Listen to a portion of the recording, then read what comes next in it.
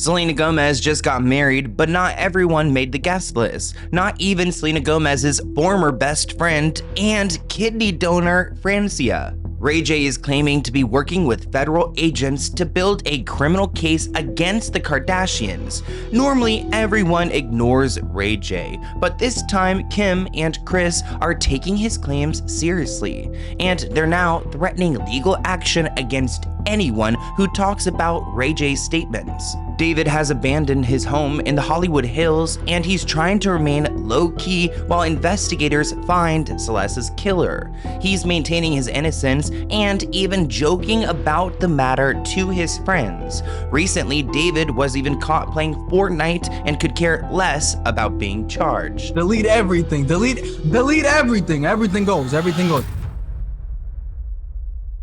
Let's get into it.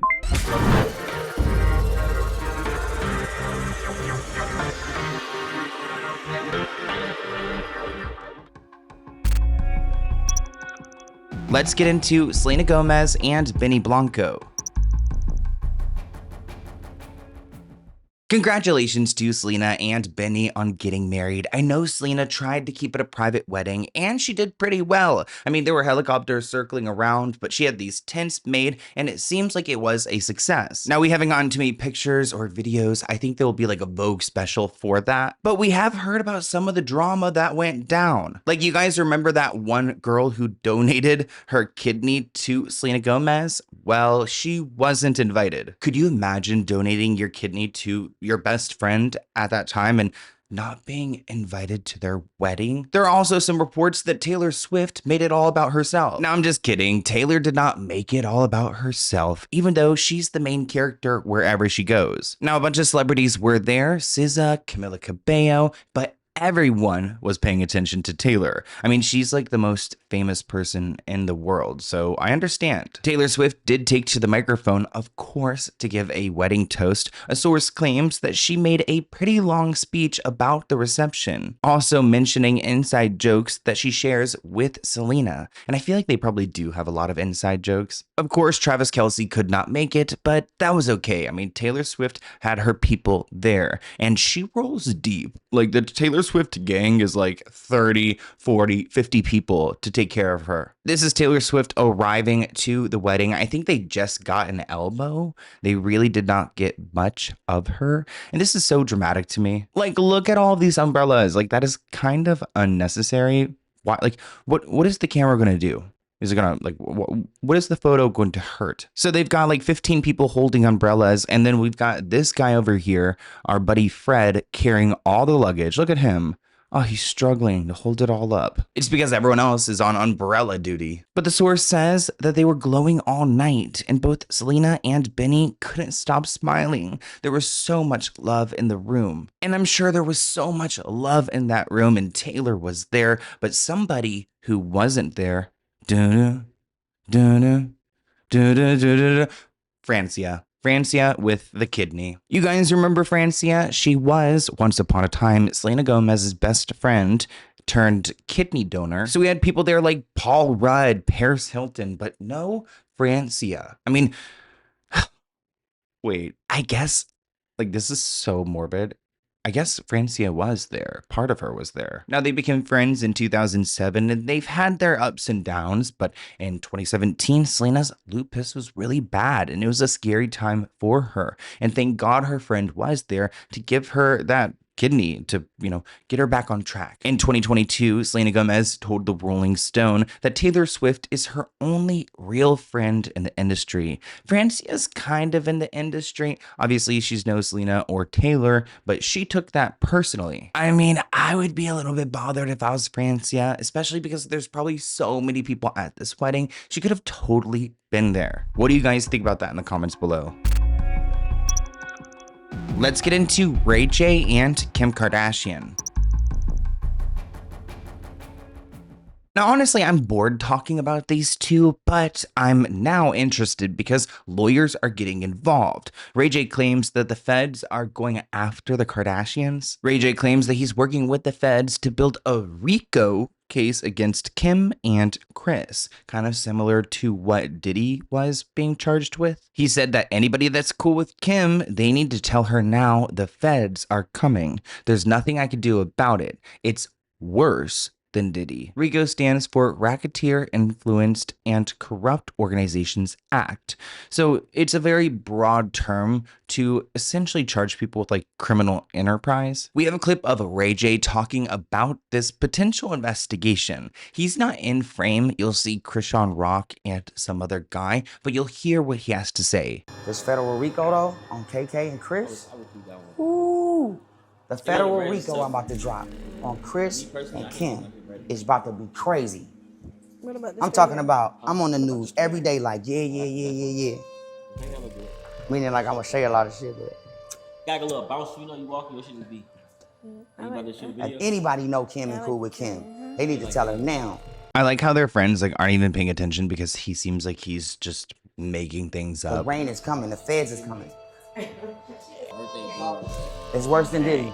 This comment reads, about time. Chris is the devil's advocate. Why is he leaking this and giving them a heads up? Especially if he hates them so much, he'd probably want to see them go down. I feel like he's just making up things. Now, some blogs picked up what Ray J said, and one of them received a cease and desist letter from Kim Kardashian's lawyer. It's interesting because like TMZ and so many different people talked about this, but only one blog got this letter. They say that these statements regarding a federal investigation do not exist. We believe this matter can be resolved promptly if you remove the content on your publication. Now, the website sandrarose.com, which is not like a news source, it's really just like a gossip blog. We state unequivocally that there are no federal investigations, no law enforcement agency has initiated any criminal proceedings or investigations. They go on to really write a detailed letter that this like organization, this like, it's not an organization, there's probably one person running this website. So I'm just so fascinated that they are going so hard on sandrarose.com, yet nobody else is getting a cease and desist letter. Ray J lied about having an intimate relationship with Sexy Red, they write, a claim which he retracted and admitted that he went out of control. His apparent motivation to generate publicity through sensationalized and false claims about the Kardashians, combined with his acknowledged personal animosity toward the family, renders his statements inherently unreliable and unsuitable for publication as reporting. Let's get into David.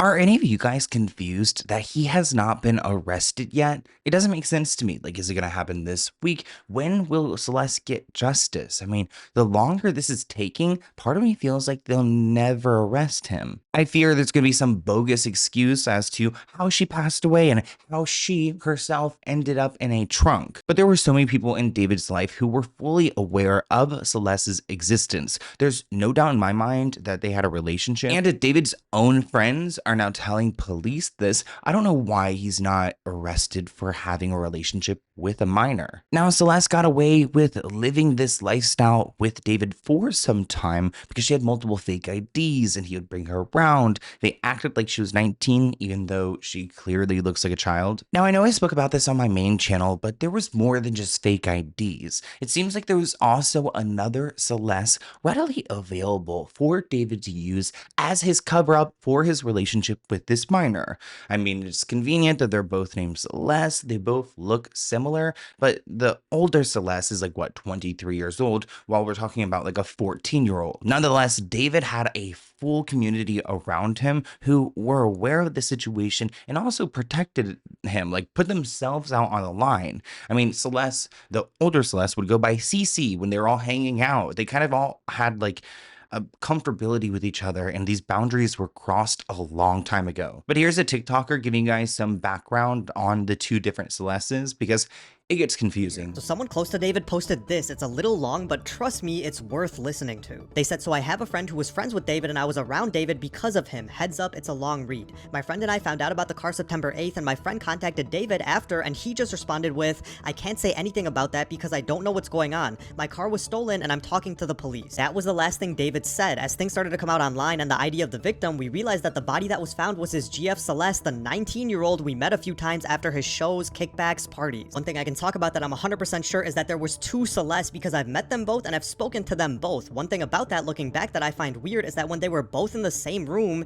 the older one called herself Cece. If one was there and the other one wasn't, she would call herself Celeste. When we would stream with other people at his place, he would pull Celeste, the minor, to the side and tell her he was going to stream and she can watch him in the room so the girl would go hide out. I specifically remember this because this happened during a tattoo party he threw and there was a female artist and she actually refused to tattoo minor Celeste because she needed an actual copy for her consent form. And the minor Celeste was asking for a butterfly behind her neck like Cece, and I remember the artist kept saying no, and David started to get annoyed and told the artist that she lost out on the clientele he was going to bring her, and she said that was fine, she just has a policy like his NDA that she likes to follow. He tried to tell the artist that Celeste already had tattoos and she shouldn't worry about it because she's 19, and she told David, dude, I'm not gonna lie, she looks 13, I need the ID, I respect your NDA, please respect my policy. David just said okay, pulled Celeste to the side and told her he was gonna call his other artist later and that he was going to stream so she should go to her room, she can come out when he is done, and he kissed her on the forehead, came back to the artist, apologized to her, and gave her a side hug. When hearing that the older Celeste is now claiming that she never knew or met the younger Celeste, and that's a damn lie. She always looked annoyed and miserable and always seemed bothered when the younger Celeste was around and she wasn't getting David's attention. It always seemed like a love triangle. I know David has family in Texas and I know he's from New York City, so maybe he's out there hiding, but let's hope Celeste gets justice and the older Celeste needs to be questioned because it's crazy odd that she's seen wearing a dead girl's clothes. She always gave me bad vibes.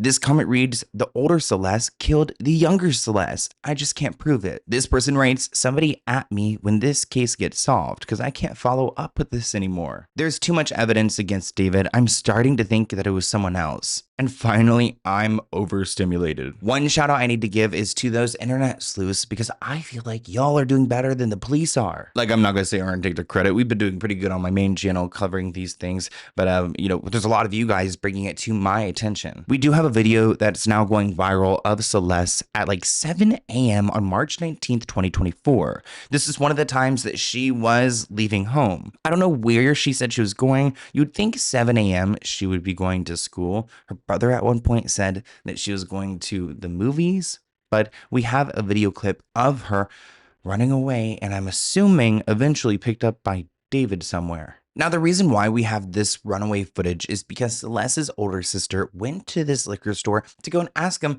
to pull the tapes because they lived near that store, and I think Celeste would go there for sodas and chips, and he said he saw her. He being this guy, Ellie, who actually owns the store. It's a liquor store, but like she went there to go buy chips and soda, and you know, they had other things. It's more like a convenience store. Ellie, you know, he knows these kids that live in the neighborhood. It's a small town. Everyone knows each other, and he said he never heard of any trouble at home, even though law enforcement say that Celeste kept running away because of a troubled home.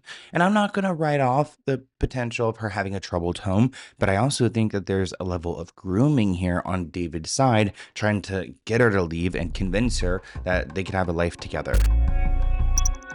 Let's get into Taylor Swift.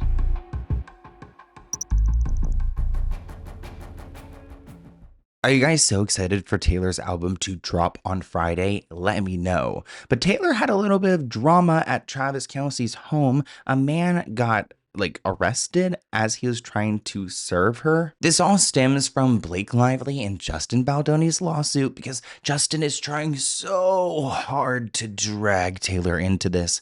It kind of makes me not love Justin Baldoni right now because leave Taylor alone. And I'm not saying that either. The judge actually ruled that she could not be deposed. So, okay, Justin, if the judge said you cannot depose her, stop hiring people to go and break into her fiance's home to try to give her this paperwork. Now, our private investigator, Justin, again, not Justin Baldoni, but this Justin, was charged with jumping the fence onto a private residence in a private neighborhood. He was arrested around 2 a.m.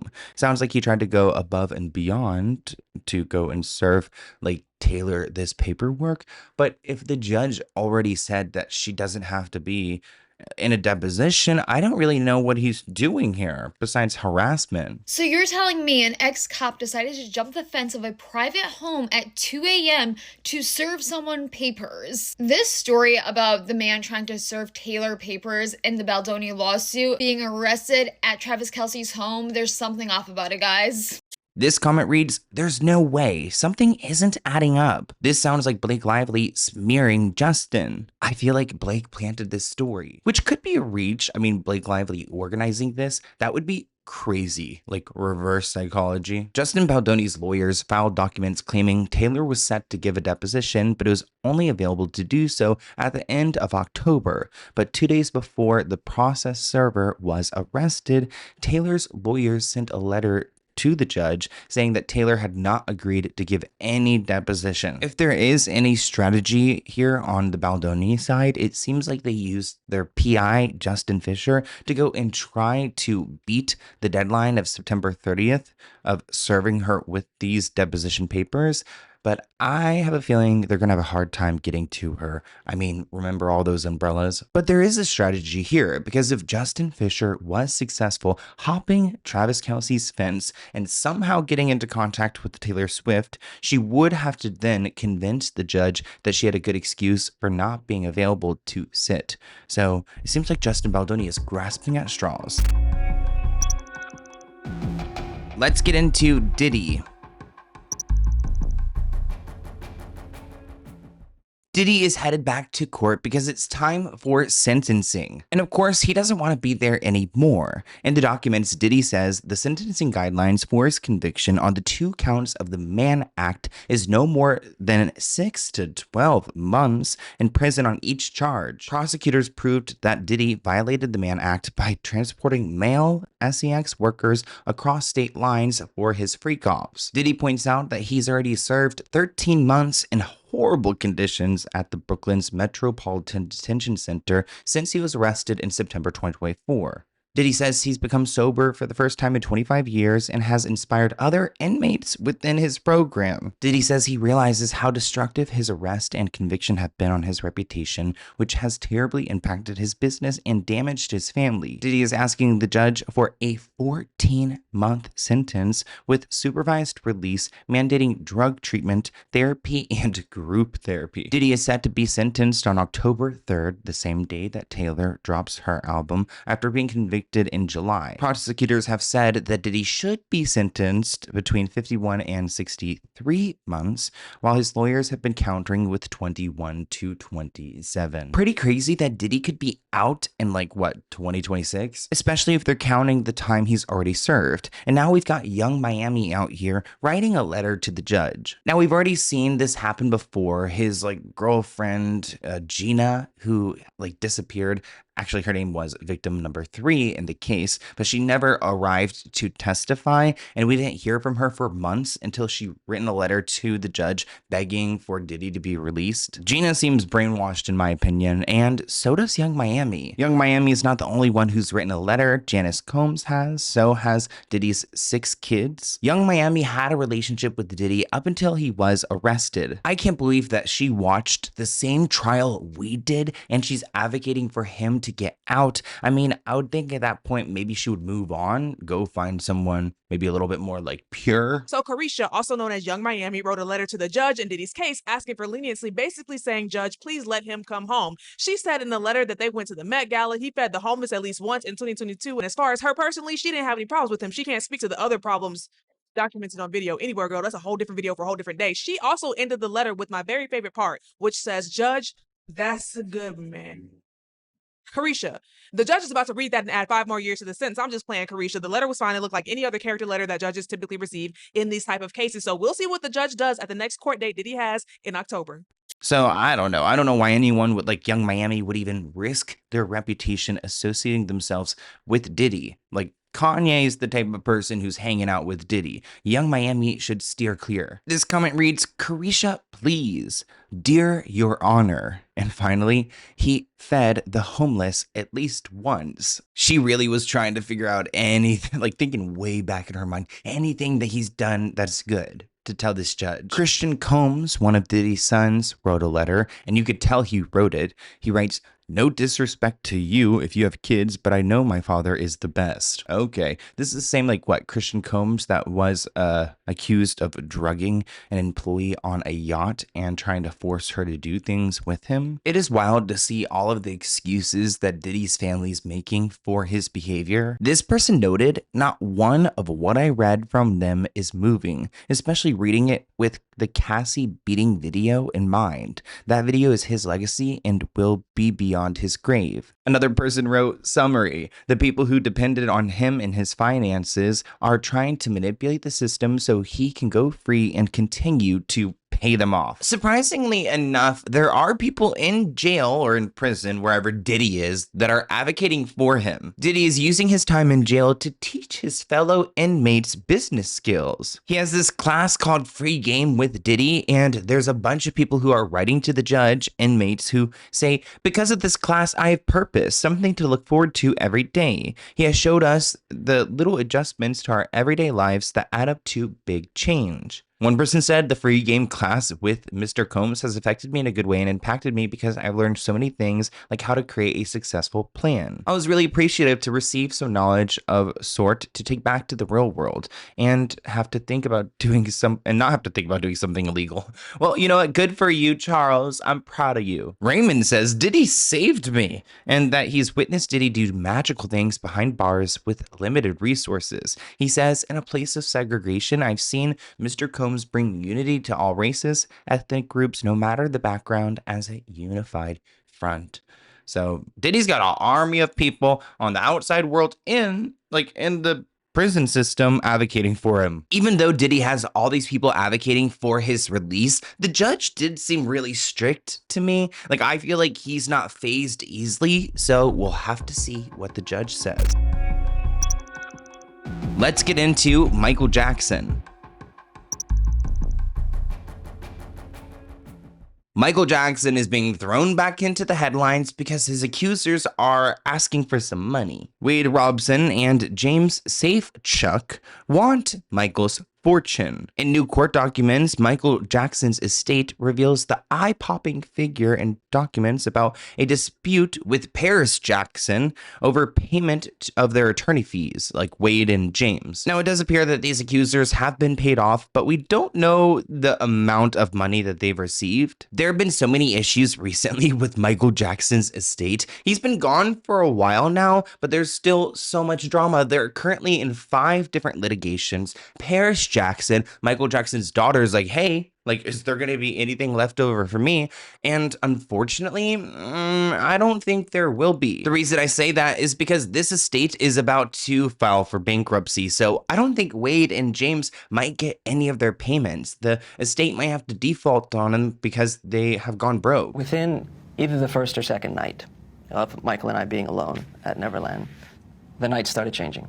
One of the ways I remember it starting is, Michael just sort of starting to touch my legs and touch my crotch over my pants.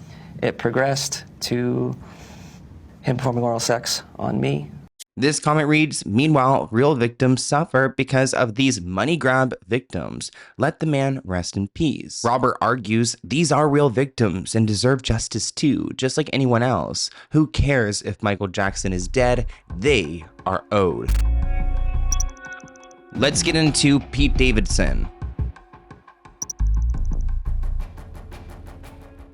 I am rooting for Pete Davidson. He's starting a family. He's trying to get those horrible tattoos removed. Sorry, just a lot of them are so trashy. We got the Ariana Grande one. We got the one of Kim's kids. That was such a messy era. And it seems like he's trying to clean up his act. Pete actually acknowledges his mother as the reason why he's been able to get sober and says that she's been so supportive. Remember, his father tragically died in 9/11. That's a big part of his story and a big part part of his comedy act and a part of his drama too. Pete's father dying in that tragic incident as a firefighter left him and his mom scarred. He also thanks his partner Elise and their baby because he claims he did not want to go into fatherhood on drugs, which thank you, Pete. Thank you. A lot of celebrities just continue it.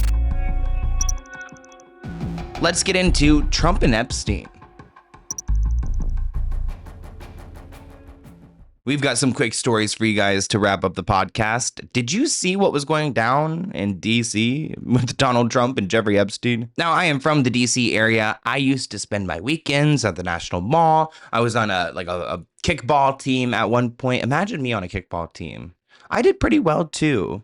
Believe it or not, I'm athletic. I'm not good at aiming though. Like if I had to throw something somewhere, it'll go hard, but it's not going in the direction I want it to. Look at this statue of Trump and Epstein. Okay, who paid for this? This looks like expensive, right? And it looks like it's these two men all happy, holding hands, skipping around. Now, the audio is really bad in this next clip, but I wanted to include it because it shows the moment when, I guess all these workers had to go and scoop it up, because I'm sure Trump wasn't happy. Good morning.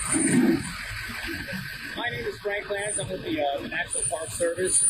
We're removing this demonstration right here as out of compliance with the permit. The requirements of the permit state that it has to be 6 foot by 3.5 foot. This is 9 foot by and larger than that. So we're out of compliance with the permit. You guys understand? Oh, they're going to knock. Oh, look. Yep.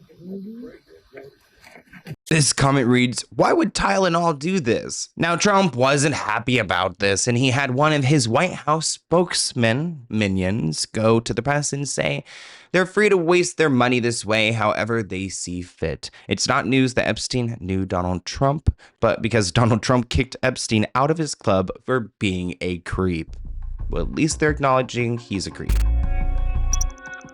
Let's get into Sydney Sweeney and Scooter Braun. Now, I just know Scooter Braun's ego is out this world now that he got Sydney Sweeney. Look at the happy couple chowing down on some, pizza sounds so, pizza. And I do have a Whole Foods sliced pizza that I got yesterday. It's in the fridge, but is it still good? Is it still good? Comment below. I never know, like if I make a hamburger, can I eat it the next day? I could probably eat it the next day, right? But you can't eat it the day after that. Anyways, there were no leftovers here. Sydney Sweeney was eating it up. And you know what? I'm advocating for these two. I think they're a great couple. I think that they work together. They fit. And you know what? After covering Sydney Sweeney for some time, I'm just like kind of over her in many different ways, especially with what she did to Gigi Paris, with Glenn Powell. Don't like Scooter Braun because he's had his company reach out to YouTube, send them a legal demand to remove some of my videos, almost getting my channel deleted. So, you know what? They are two terrible peas in a pod. What the f***, Sydney Sweeney? Like, seriously, just when you think... She's got funky taste, clearly. She really does. Just when you think the girl can't make people more upset, she pops out dating Scooter Braun. I don't know in what world you, get that text from Scooter Braun and you're like, yeah, I'll go on a date with you. Let's get into the Beckham family. Now, Miss Posh Spice, why can't you hold together your family? Your son, Brooklyn Beckham, is speaking out about the family feud. Brooklyn said, there's always going to be people saying negative things, but I have a very supportive wife. Me and her, we just do our thing. We keep our heads down and work. We're happy. Brooklyn says he's never worried about what people write. Everyone is always going to say rubbish. He said, I just tried to do this, play some golf with some friends, and have a good fun time. Sources say that Brooklyn and his wife do not mess with the Beckham family. They don't like each other. Zero contact. And there's no attempts at reconciliation. So poor situation here. I think it's really sad when the family falls apart. Sending healing energy to them, maybe 2026. Let's give it a break because they also love being in the press. We got Brooklyn over here, giving statements. Is this the most relevant you've ever been? Like, are you kind of like getting a high off of feuding with your family? Because why are you trying to push this so hard and make a spectacle of it? Now, supposedly, the rumors say that Miss Posh Spice, Victoria Beckham, feels like Brooklyn was stolen away by his wife. You know those moms that are really protective over their sons? Well, it looks like Posh Spice made a huge deal of this at the wedding and felt like Nicola, I know I say her name wrong, that's why I try to avoid saying her name, Brooklyn's wife, Nicola, looks like Coca-Cola to me, but everyone tells me I say it wrong. You know what? Yeah, I'll say it. Having a vow renewal 3 years after you got married, kind of weird, kind of strange, kind of weird to only have the wife's whole family at the vow renewal and none of the husband's family. Little weird. This feels like a statement to me. This doesn't feel like, again, I don't know these people, but this doesn't feel like a genuine vow renewal. It's a little odd. It feels like more of a statement, like a middle finger to someone. I don't know. Brooklyn, Nicola, just tell me. I won't tell anyone your secret's safe with me. This comment reads, if Victoria did what they say she did at the wedding, which I don't doubt for a second because she's a complete narcissist, I would be leaving this family too. Victoria and David need to tread lightly because eventually they'll push their son away completely. And then when they start having children, they may never see their grandchildren. Just saying, it can happen. But on that note, I hope you guys are happy and healthy. I hope your families are doing well. No dysfunction over here. Hopefully the Mars and retrograde, whatever, all they say, hopefully it's all good and well. Sending good vibes to all of you guys. I love you so much, especially if you made it to the end of this episode. Thank you. I appreciate it. Leave like a red emoji, like a red heart emoji below, and I will be looking through the comments. So I'll be taking attendance. I'm just kidding. But thank you guys for being here, and I'll see you in next week's episode. Bye, guys.